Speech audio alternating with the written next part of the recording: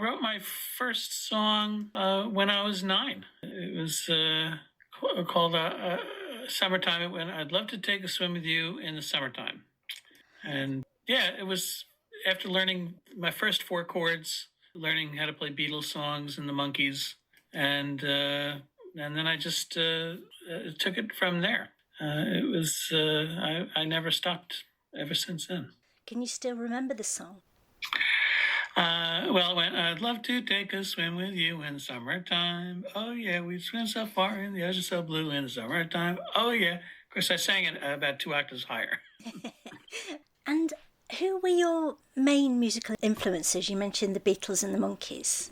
Well, my mom was a singer, and so there was always some Broadway show tune on the piano or some, operetta. And so I grew up listening to a really broad range of idioms, classical, folk, jazz, rock, pop. And as soon as I got a transistor radio, I was listening to all the top 40. But I always had a special affinity for singer-songwriters. So I'd have to say that, the singer-songwriters that come to mind would include, folks like Joni Mitchell and Randy Newman, Paul Simon, James Taylor, Bernie Taupin, and Elton John, and all those great, Broadway musical composers. And just really everything that I hear. It's disparate influences, but I hear them in every one of my songs. I was reading online that you've been coming to the Edinburgh Fringe for quite a few years now. It's true. This, I think, will be my 19th or 20th year. I'm not sure whether you can count the lockdown, which I did a virtual Zoom, but Did you? Yeah. it's my favorite place to be in August. It's just really inspiring for, anyone in the creative arts, because the whole town is besieged by performers and writers and of every ilk. And they're taking chances and creative risks. And so you can't help but be inspired to do the same. Yeah, you mentioned lockdown. How did you find it? Did you find you could adapt quite quickly? Well, like a lot of fellow musicians, I had to cancel a 40-city tour. But I slapped a video camera onto my desktop computer and I started doing Zooms and Zoom concerts. And I did a Dean Zine live stream. And it was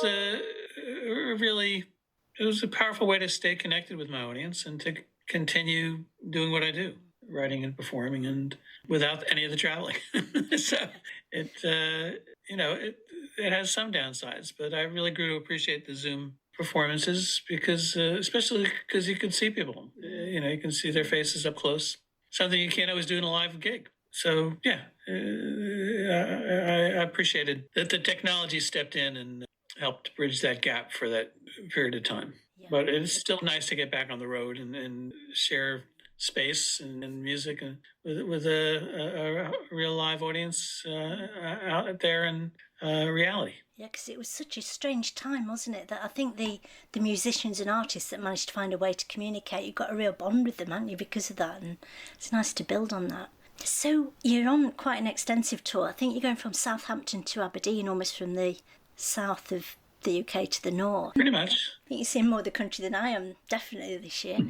So what do you like most about touring? Well, the traveling gets a little tiring, but the audiences are always, enthusiastic and appreciative, and that really makes a big difference. It's nice to be able to get that confirmation, about the work that you're doing. And, when you write a song, sometimes you don't get feedback for, a really long time. When you make an album, it takes months for it to get out.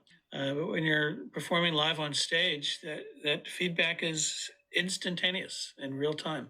Yeah. And there's something electric about that, which is really gratifying. And I suppose it's just part of your life now, isn't it? You would probably miss it. Yeah, it is something that I do. I feel like, like anything, if you have an ability, if you don't use it, you lose it. And so as long as folks keep coming out to the shows, I'll find a way to get out there and do some gigs. Although I do aspire to do fewer gigs, to larger crowds. See how that works out. And you mentioned the travel's a bit of a problem. Is there any other downside to touring? Well, being away from home. I have family here and live in a beautiful part of the world, and upstate New York, and it's spring is starting to bloom, and forsythia is out, and I wouldn't normally leave except for the work that I have taken on. So you're coming to Sheffield. I'm looking forward to the gig very much. When you're on tour, do you get time to see much of where you are, places?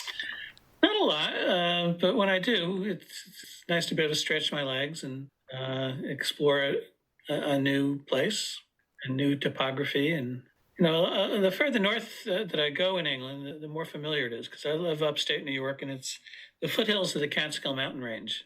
It's not mountainous, but it's starting to get hilly. And as I get closer to, north of the Lake District and then to Scotland, that's not unlike New York state terrain. So I'm familiar about it. That's beautiful. So I read online that you're, well, many things, singer, songwriter, producer, writer, but you're also a virtual reality designer and a video game designer.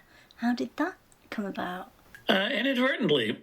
There was a period of time after I was kicked out by my label, and I spent a lot of time working with what at the time were the state-of-the-art synthesizers. And so became pretty adept at that technology, and became aware of, at the time, this in the late 80s, a new technology that did camera-based virtual reality. And I bought myself a developer kit and designed a game for Nickelodeon Television that they licensed, and that led to a few years of creating games for TV and museums all around the world. And it was great fun, a little ahead of its time. It was a fulfilling experience and paid the bills for a few years. And I'm guessing it's a kind of similar creative process, is it? I tend to think science and art completely separate, but it sort of joins the two, doesn't it? Well, you're absolutely right. And for me, working with animation and those video instruments was not any different than working with a keyboard and a guitar and narrating a story and an experience and having it be interactive with the audience. So I was going to ask you, Dean, what advice would you give someone who's just starting out as a singer-songwriter today? Well, the industry has changed a lot, but I think there's some fundamentals that remain the same, which is first, make sure that you're exposed to excellent influences, because you are going to learn from those influences and mentors. At some point, you'll develop your own voice and make it original, but it'll be infused with those things that you grew up listening to. And then at that point, try to be true to the work that you're doing. Try to be honest with yourself and with the song, and try to say what you mean and mean what you say. And that kind of authenticity, I think, speaks to the audience. I think it resonates with listeners and gives them something to embrace that they'll recognize in their own lives. And I think those kind of connections are important and can lead to, a longevity that can allow you to pursue your career. But while you're doing that, initially really write for yourself. If it's something that you find appealing and entertaining, moving and funny, you're the first audience. So if you don't like it, odds are no one else is going to like it. So if you aspire to do something that means something to you, it doesn't really matter if no one else likes it, but a benefit is that if you do a good job, other people will embrace it as well. You're such a prolific songwriter with an amazing back catalogue. Could you tell me a little bit about the process? Do you work regular hours? Nope. No, I kind of work in spurts. I don't have a regular routine. But when I do sit down, there's two parts of it. There's the art of songwriting and the craft of songwriting. And in terms of the art of songwriting, I view that as more of the inspiration. It is a little inexplicable, and my view of it is that you can invite inspiration by creating a quiet, uninterrupted space. But once inspiration arrives, then that's when craft comes into play, and that's when you're in a position of making a series of choices, of decisions about what to do next. And those can be simple choices, but as you make those choices and decisions, you control the direction of where your song or whatever art you're doing goes. Now, sometimes a song will write itself, and that's great. If that happens, write it down quick so you don't forget it, or record it. But more often than not, it requires a little bit of craft effort from the songwriter to shape it, to determine its direction, and to make those decisions and choices that I mentioned, to give it a form and a direction that will take it where you want to go.